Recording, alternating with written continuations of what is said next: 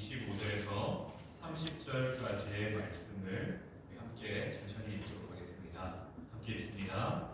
그때 예수께서 대답하여 이르시되 천지의 주제이신 아버지여, 이것을 지혜롭고 슬기 있는 자들에게는 숨기시고 어린 아이들에게는 나타내심을 감사하나이다.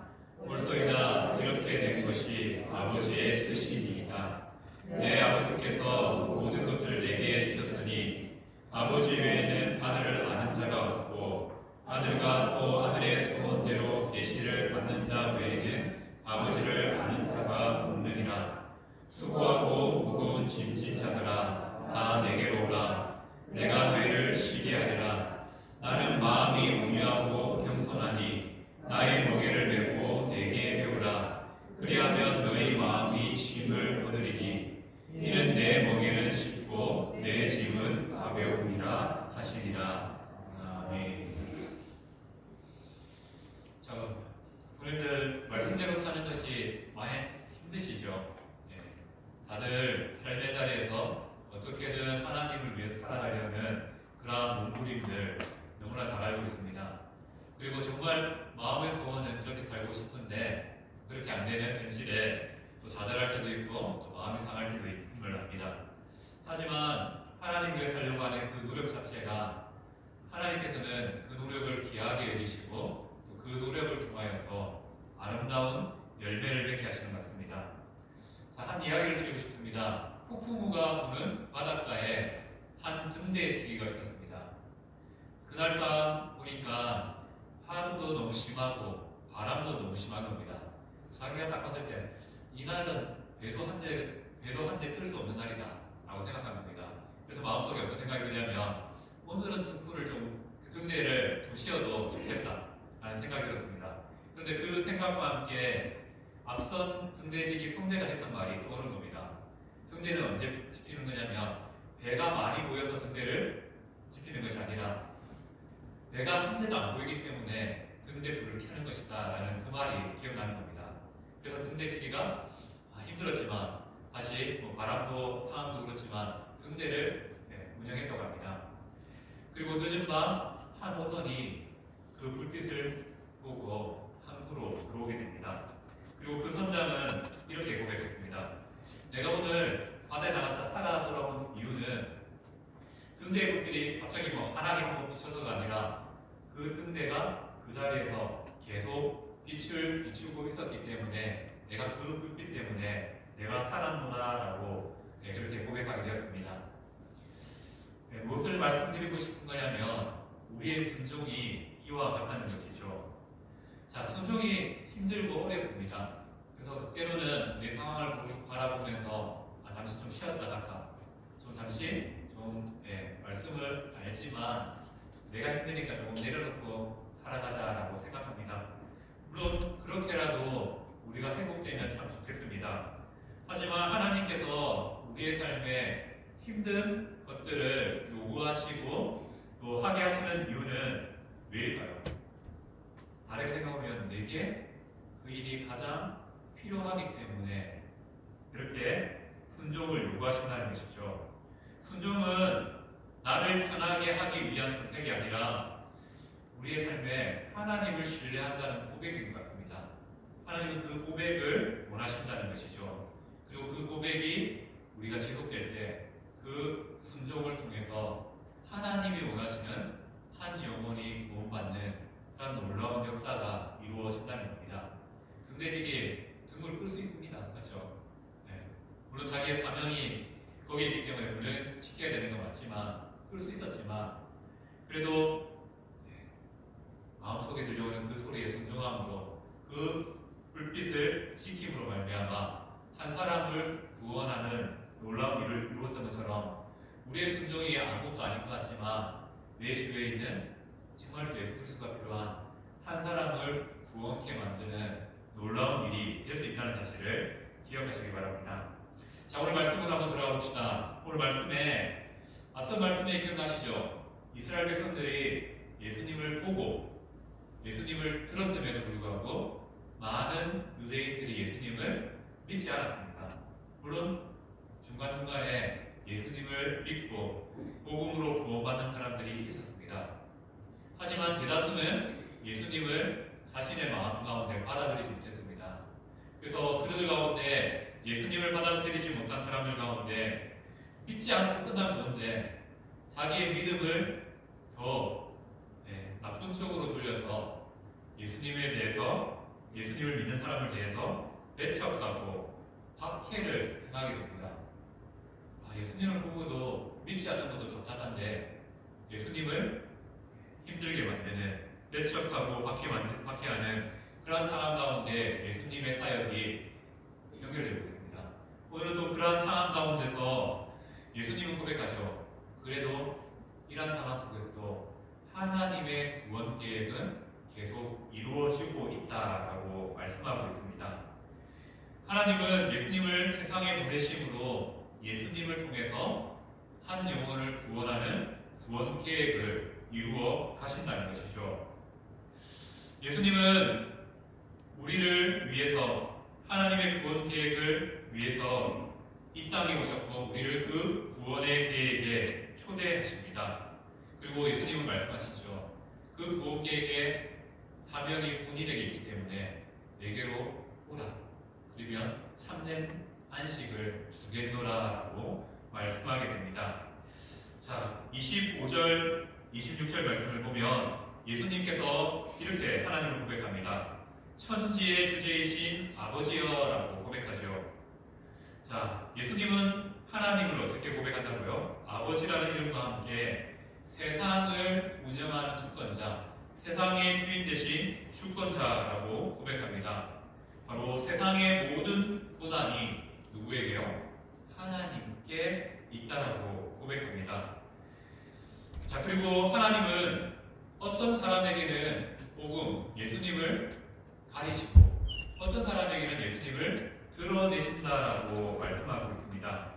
그렇게 많은 사람들이 복음을 들었지만 모두가 예수 그리스도를 믿는 것이 아니라 어떤 자는 예수님을 믿게 되고 어떤 자는 예수님을 믿지 않게 된다라고 말합니다. 근데 그 모든 것들이 하나님의 구원 계획 아래 있다는 것이죠.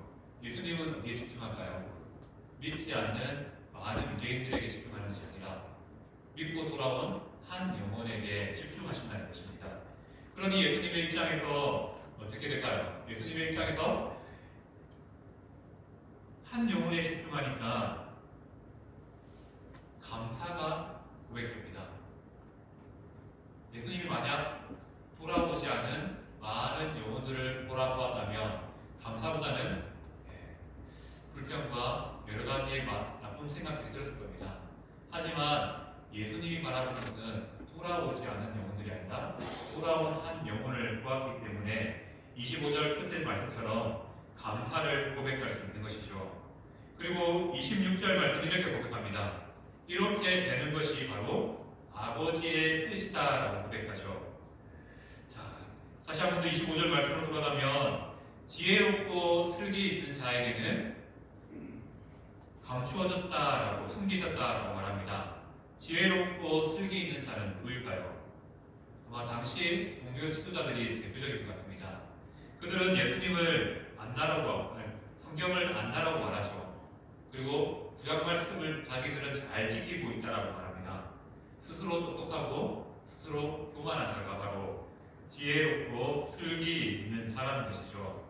그런데 하나님은 말씀합니다.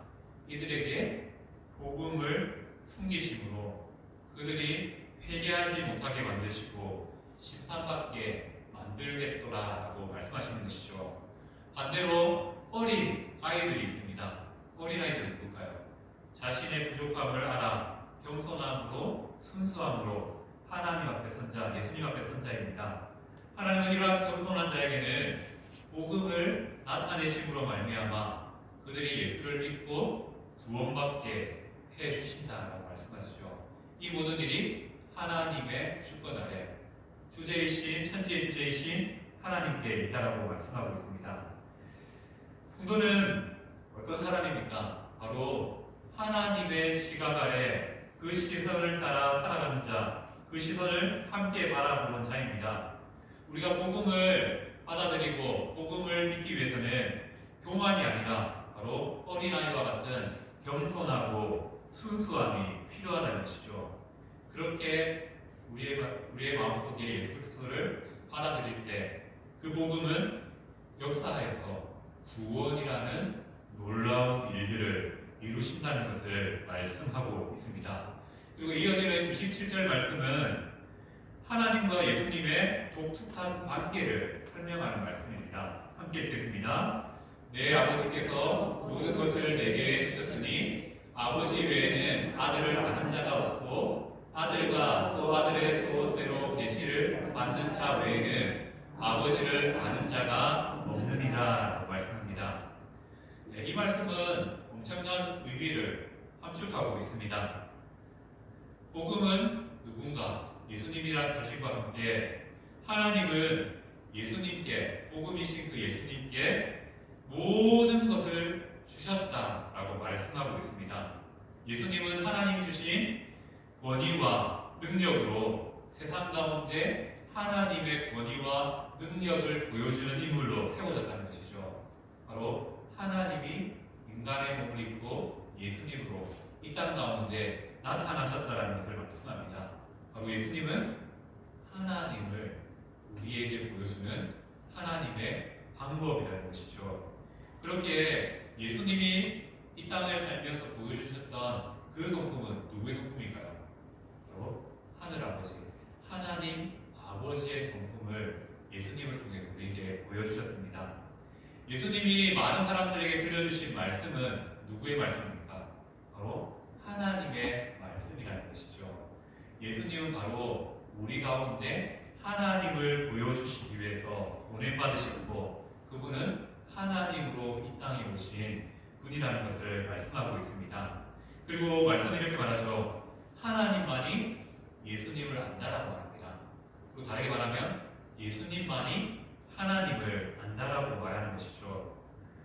우리는 하나님을 어떻게 알 수 있을까요? 우리 스스로 알 수 있을까요? 아닙니다. 바로 우리는 예수님을 통해서만 하나님을 알 수 있다라고 말하는 것이죠. 왜 그렇습니까? 하나님께서 예수님께 모든 권한을 주셨습니다. 모든 구원의 권한을 넘겨주셨다는 것이죠. 그래서 우리는 예수님을 통해서만 하나님을 알 수 있는 자라는 것이죠. 예수님께서는 이러한 하나님의 권위와 능력을 갖고 우리를 구원하시기 위해서 우리를 사랑하시는 그 마음들을 실천하기 위해서 우리를 부르십니다. 어떻게 부르시죠? 함께 읽겠습니다. 수고하고 무거운 짐진 자들아 다 내게 오라 내가 너희를 쉬게 하리라. 예수님께서 말씀하십니다. 이 세상을 살면서 수고하고 무거운 짐진 자들아 누구에게로요? 다 내게로 오라 라고 말씀합니다. 왜 그렇게 부르실까요? 바로 하나님이 주신 권위와 능력이 예수님 안에 구원이 있기 때문에 예수님은 예수님께로 나오라고 우리를 부르십니다. 하나님의 구원 계획이 바로 예수님을 통해서 이루어진다는 것이죠.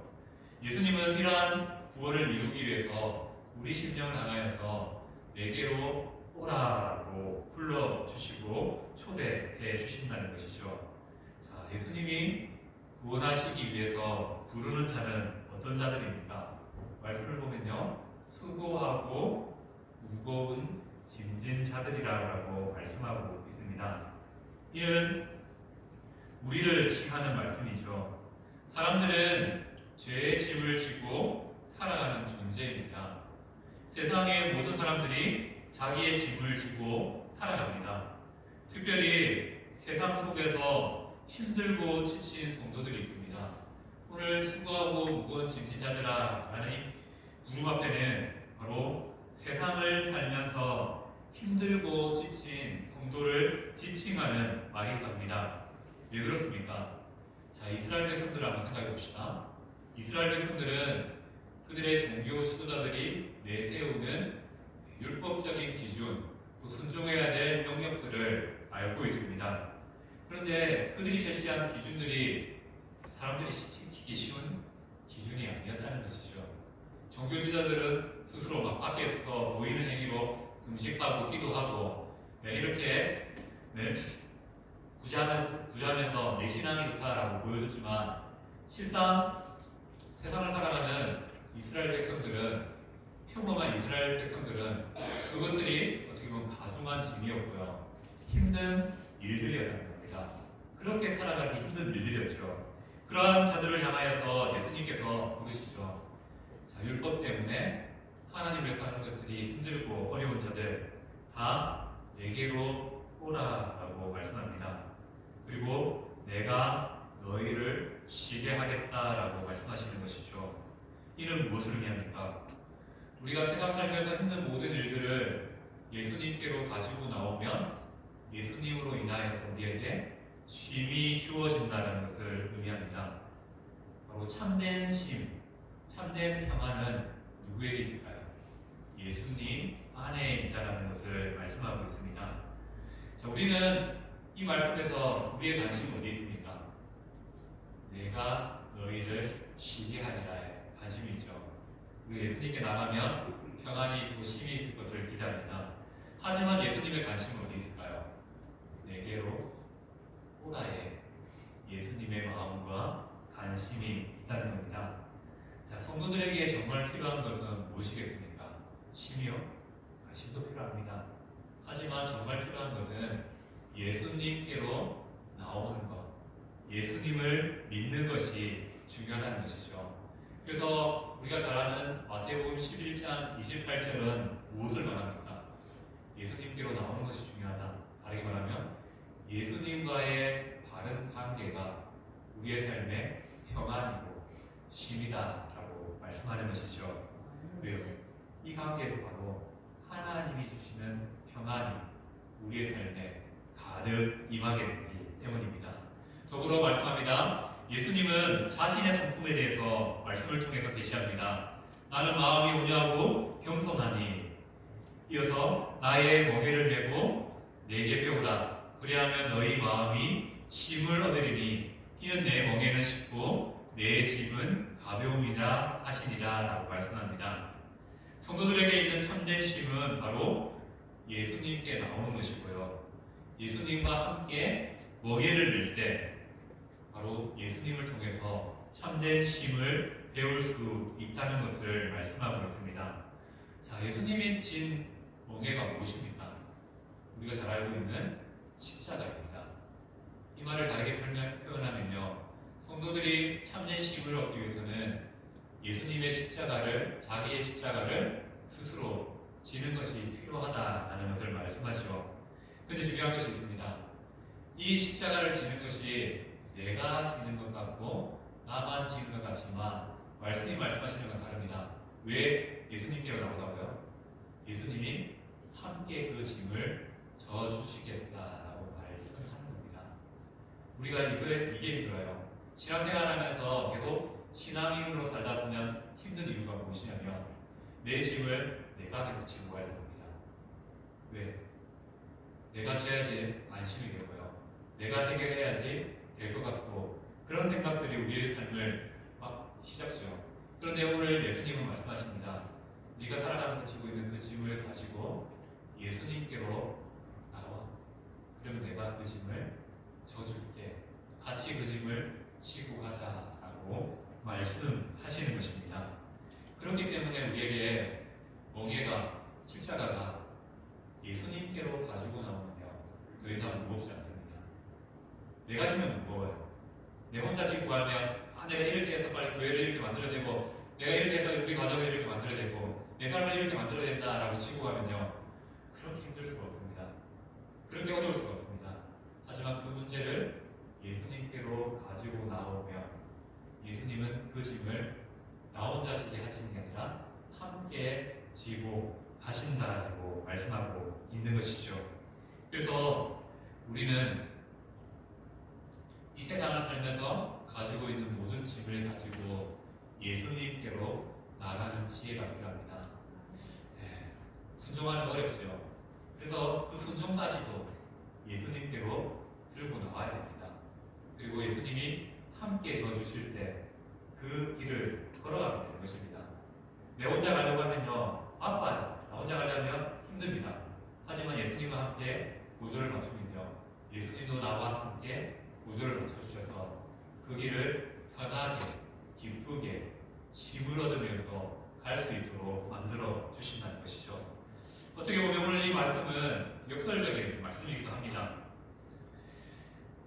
예수님과 함께 사는 것이 안 쉬운데 예수님과 함께 사는 것이 성도에게는 가장 쉬운 길이고 힘을 얻는 길이라고 말씀하기 때문입니다. 당시 바리새인과 사두개인들과 서기관들은 이스라엘의 종교 지도자로서 행동했죠. 그들의 가르침은 이스라엘 백성들에게 무거운 짐으로 다가왔습니다. 그들은 신앙적인 전통과 위구를 강조하면서 사람들을 꼴가냈습니다.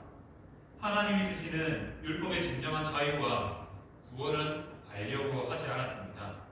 그래서 신앙이 깊어지면 깊어질수록 더 힘들어질 거예요. 더 많은 시간을 그것들에게 집중해야 되고, 그리고 그 일들은 가중한 업무로 다가오게 되고 그렇게 된다는 겁니다. 교회랑은 좀 다를까요? 교회도 그럴 수 있다는 겁니다. 우리가 하나님이 주시는 힘과 능력 없이 우리에게 주신 것들을 순종해 나가려고 하면요, 덴번해지십니다. 금방 힘들어집니다. 그리고 화가 날 수도 있습니다. 왜냐하면 해야 되는데 안 되는 겁니다. 그런데 우리 하나님께서 오늘 말씀을 통해서 원하시는 것은 무엇입니까? 그 문제 좀 내게 맡기면 안 되겠니? 그 문제 내게 들고 오면 안 되겠니? 라고 말씀하십니다. 그리고 우리에게 내가 져줄게. 너는 같이 가는 걸음 맞춰서 하나님이 주시는 힘과 평안을 누리라고 말씀하는 것입니다.